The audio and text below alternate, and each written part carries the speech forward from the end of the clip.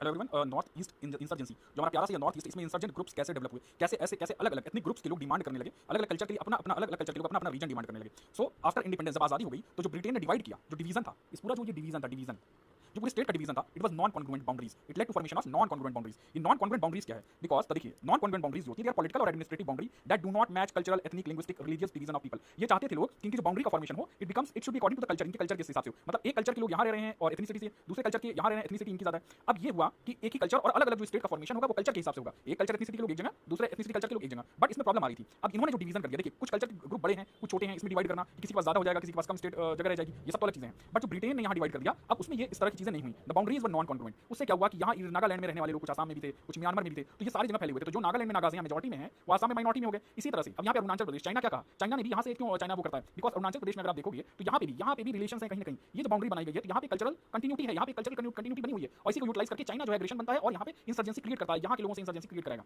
अब आसाम में, आसाम जैसे नागालैंड वाले चाहते थे ग्रेटर नागालैंड बने, क्या बने ग्रेटर नागालैंड, ठीक है। और आसाम वाला था अहोम किंगडम के अंदर। ये मोस्टली जो रीजन था वो अहोम किंगडम के अंदर था, और आसाम के जो अहोम किंगडम जो आसाम को लिबरेट करते हैं, उल्फा वाली, ये चाहते हैं कि आसाम और बड़ा हो, तो ज्यादा एरिया, ये नागालैंड, मणिपुर, आसाम, ये सब आ जाएगा, बांग्लादेश थोड़ा ज्यादा आ जाए। तो फिर बोडो एनडीएफबी यहाँ बनाए, तो ये बोडोज वाले जो हैं वो चाहते हैं कि हमारा एनडीएफबी वाला रीजन यहाँ पे। तो मेनली देखिए रीजन क्या है, क्या रीजन था, बिकॉज नॉन कॉन्ग्रुएंट बाउंड्रीज थी। ये बहुत इंपॉर्टेंट लाइन है कि ethno cultural continuities cutting across political boundaries generate demands what territorial reconfiguration. यहाँ बात की गई थी टेरिटोरियल रिकॉन्फिगर करो और स्टेट्स को क्रिएट करो अकॉर्डिंग टू द कल्चर, एक ही होमोजीनस रहे, हेटेरोजीनस ना रहे, ठीक है। और ये चाहते थे हमारा दबदबा हो, एथनो पॉलिटिकल असर्शन, एक पर्टिकुलर एथनिक ग्रुप के लोग एक पर्टिकुलर अपने डिफाइंड रीजन में असर्शन करें, रूल करें, रेगुलेट करें, गवर्नेंस करें। यही these were the main reasons जिसकी वजह से कॉन्फ्लिक्ट हो गए, because the boundaries which were divided, जो क्रिएट की गई थी boundaries, they were non congruent, ठीक है। तो ये सब सारी चीजें थी। फिर यहाँ पे डेवलपमेंटल इशूज भी थे, डेवलपमेंट नहीं हो रहा था इस रीजन में, कनेक्टिविटी वीक थी इंडिया से, ठीक है। फिर बाद में हमने बांग्लादेश से भी रिलेशन करके त्रिपुरा तक रास्ता बनाया, यहाँ बाईपास करके म्यांमार में पोर्ट, तो बहुत सारी चीजें हम डेवलप करने के लिए डिपार्टमेंट ऑफ डोनर एक डिपार्टमेंट है, ठीक है, नॉर्थ ईस्ट रीजन से रिलेटेड, उसके डेवलपमेंट से रिलेटेड, तो ये सब किया जा रहा था। यहाँ पे इंसर्जेंसी कम हो, यहाँ के लोगों को जॉब्स दिया जाए, यहाँ एलिनेट ना हो, यहाँ के लोग जो है उनको जॉब क्रिएशन हो, इनके एरिया का इकोनॉमिक डेवलपमेंट हो, ठीक है, स्पेशली जो ट्राइबल लोग रह रहे हैं उनका भी इकोनॉमिक डेवलपमेंट हो। तो ये सारे रीजंस थे, ठीक है। पहले भी म्यूटिनीज होती रही हैं इंडिपेंडेंस से पहले, ठीक है। और ये क्या नाम है, ब्रिटिश इंटरफेयर करता था, इनके एरिया में जाता था, लकड़ियां निकाल रहा है, रिसोर्सेज एक्सट्रैक्ट कर रहा है, तो ये सब सारी चीजें थी। प्लस इमिग्रेशन की, अभी बांग्लादेश से इलीगल माइग्रेंट्स आ रहे हैं, तो वहाँ की डेमोग्राफी चेंज हो रही है, उससे भी लोग गुस्सा हो रहे हैं। मेनली यहाँ पे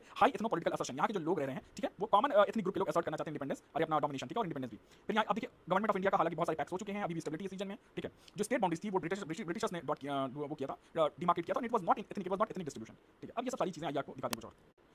सो यहाँ पे देखिए डाइवर्सिफाइड नेचर है कॉन्फ्लिक्ट्स का, जैसे इंपोज किया जाता है, ये लोग कहते हैं हमारे ऊपर इंडियन से इंपोज की जाती है, तो ये कहते हैं कि हमारा कल्चर जो है वो डाइल्यूट हो जाएगा, हमारी आइडेंटिटी डाइल्यूट हो जाएगी। They have secessionist tendencies, independence अपना चाहते हैं, देन ऑटोनॉमी का स्टेटस, ऑटोनॉमी चाहते हैं, कई इमिग्रेशन से परेशान है, वो चाहते हैं कि डेमोग्राफिक चेंज यहाँ पे हो रहा है वो ना हो, ठीक है। Then there inter ethnic conflict, जैसे कुकीज का नागाज के साथ होगा कॉन्फ्लिक्ट, कुकीज का माइटीज के साथ कॉन्फ्लिक्ट हो रहा है, देन बोडो और नॉन बोडो में कॉन्फ्लिक्ट। सो दीज आर यही सब मेन एथनिसिटी की वजह से अपना डोमिनेशन। अगर आसाम देखिए अगले लेक्चर से मैं आसाम करके एक दो पॉइंट ऐसे समझा दूंगा, आप इसको लाइक शेयर सब्सक्राइब करेंगे आसाम से आगे, ये सब बहुत 5-5 सेकंड आप एक शॉर्ट्स हैं छोटे छोटे आसाम वाला, और ये सब आगे एक दो लेक्चर में इसमें शॉर्ट्स में कंप्लीट हो जाएगा, ठीक है। Okay, thank you, please share and subscribe.